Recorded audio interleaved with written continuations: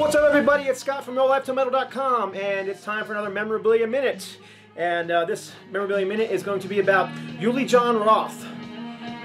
And this particular CD right here is as you can see, is signed by Uli. And I was out in California in 2004, and I was doing a bunch of practices with the band I was singing at the time, Once Dead. And we were getting prepared to do a DVD for a reunion show for Vengeance Rising.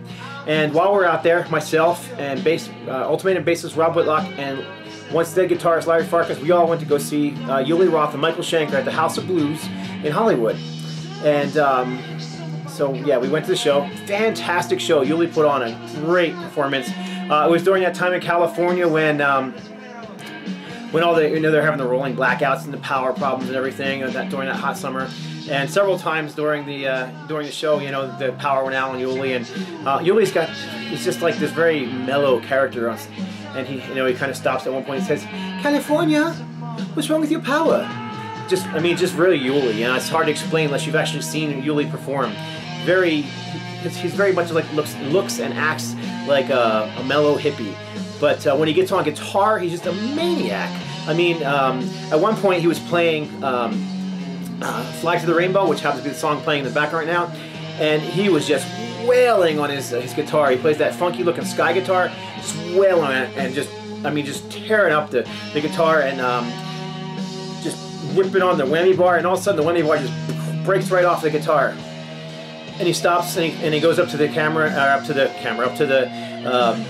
microphone, and he says, "Sometimes it's just hard to control the beast." It's just the funniest thing watching this guy just go manic on a guitar and then come up in all this mellow attitude. Sometimes it's just hard to control the beast.